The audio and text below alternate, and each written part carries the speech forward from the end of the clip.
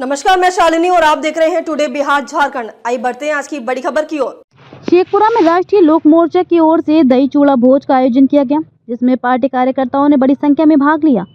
इस अवसर पर कार्यकर्ताओं से मिलकर विधानसभा चुनाव को लेकर एक विस्तृत चर्चा की गई। कार्यक्रम के दौरान मीडिया से बात करते हुए राष्ट्रीय लोक मोर्चा के प्रदेश प्रवक्ता राहुल कुमार ने कहा कि बिहार में मुख्यमंत्री पद रिक्त नहीं है। उन्होंने स्पष्ट किया कि मुख्यमंत्री नीतीश कुमार एनडीए के नेता हैं और उनके नेतृत्व में बिहार विधानसभा चुनाव को मजबूती से लड़ा जाएगा। राहुल कुमार ने यह भी बताया कि नीतीश कुमार ने हमेशा बिहार के विकास के लिए काम किया है और उनका नेतृत्व आगामी चुनाव में भी पार्टी को विजय बनाएगा। राहुल कुमार ने यह स्पष्ट किया कि राष्ट्रीय लोक मोर्चा बिहार के समग्र विकास के लिए प्रतिबद्ध है और राज्य की जनता की समस्याओं का समाधान प्राथमिकता में रखा जाएगा। उन्होंने कहा कि पार्टी का उद्देश्य बिहार में स्थिर और समृद्ध सरकार बनाना है जो जनता के विश्वास पर खरा उतरे। उन्होंने दावा किया कि बिहार की जनता एक बार फिर नीतीश कुमार के नेतृत्व में एनडीए को समर्थन देगी और आगामी चुनाव में पार्टी मजबूत स्थिति में होगी। साथ ही राहुल कुमार ने पार्टी के कार्यकर्ताओं से आगामी चुनाव में अपनी पूरी ताकत लगाने की अपील की। उन्होंने संगठन को और मजबूत करने, प्रत्येक स्तर पर चुनावी तैयारी को तेज करने की आवश्यकता पर जोर दिया। उन्होंने कार्यकर्ताओं से कहा कि वे जनता के बीच जाकर उनकी समस्याओं को समझें और एनडीए की नीतियों का प्रचार करें ताकि आगामी चुनाव में पार्टी को निर्णायक जीत मिल सके। देखिए, बेहद स्पष्ट है, सहमति और असहमति का कोई सवाल नहीं है। यहाँ पर बिहार के अंदर मुख्यमंत्री के पद पर कोई वैकेंसी नहीं है। माननीय मुख्यमंत्री नीतीश कुमार जी बेहतरीन काम कर रहे हैं और माननीय प्रधानमंत्री जी और माननीय नीतीश कुमार जी और सभी लोगों में इस बात की सहमति है। एनडीए में आपने कभी भी ऐसी कोई बात एनडीए घटक दलों में नहीं सुना होगा कि कोई सीएम की वैकेंसी को लेकर के कोई बात हो रही है। हम लोग माननीय मुख्यमंत्री नीतीश कुमार जी के नेतृत्व में चुनाव लड़ेंगे, इसमें कोई बट नहीं है।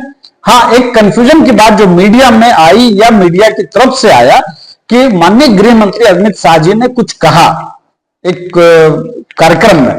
देखिए, जब कभी भी इस तरह के जब सवाल आते हैं तो आपको एक जवाब देना होता है, तो जवाब जो स्टैंडर्ड प्रोसीजर का होता है वही जवाब होता है।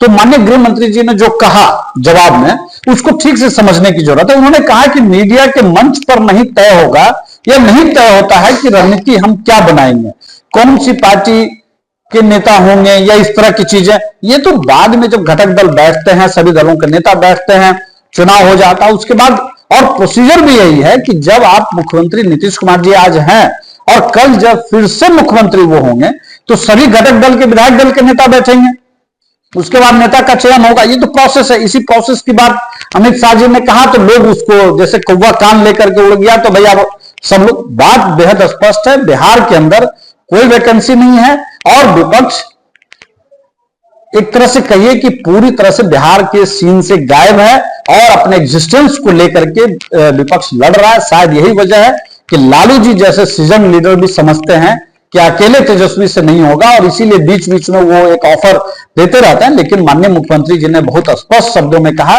कि मुझे अटल जी ने बिहार की प्रगति के लिए मुख्यमंत्री बनाया था और उनके सपने को साकार करने के लिए हम लोग काम कर रहे हैं और एनडीए भी यही समझती है। माननीय चिराग पासवान जी हों, चाहे सम्राट चौधरी जी हों या हमारे नेता माननीय उपेंद्र कुशवाहा जी हों, सब लोगों ने स्पष्ट शब्दों में कहा कि माननीय मुख्यमंत्री नीतीश कुमार जी की ही अगुवाई में 2025 का चुनाव लड़ा जाएगा और उनके ही नेतृत्व में बिहार की अगली सरकार अगले 5 साल के लिए बनेगी। लोकसभा चुनाव में जो इंडिया गठबंधन बना था उसमें कई सवाल भी खड़े हुए, आपसी तालमेल बेहतर नहीं रहा, क्या लगता है विधानसभा में देखिए, बहुत स्पष्ट है इस बात को लेकर के कि एनडीए उन चीजों से सीखा है और जो कुछ भी हुआ उसको हम लोग करेक्ट कर रहे हैं। कहीं भी देखेंगे आप, पिछले दिनों जो विधानसभा का जो उपचुनाव हुआ उसमें आप कहीं से भी इस तालमेल में कमी नहीं देखेंगे और यही कारण है कि इतना हाइप क्रिएट किया गया प्रशांत किशोर को लेकर के, तेजस्वी यादव को लेकर के।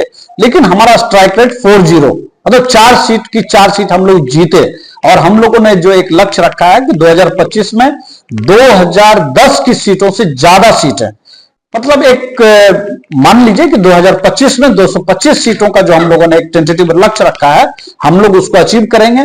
और उसी को करने के लिए हम लोगों ने संगत पंगत का जो कार्यक्रम माननीय मुख्यमंत्री जी ने सुझाया था कि ऊपर में पार्टियां मिल जाती हैं और नीचे में कार्यकर्ता उस तरह से नहीं मिल पाते हैं, तो इसीलिए 15 जनवरी से 22 जनवरी के बीच में पहले फेज में 10 जिलों को रखा गया है और 10 जिलों के बाद फिर आगे बाकी जिलों में भी कार्यक्रम चलेगा जो अगले महीने 20 फरवरी तक खत्म हो जाएगा।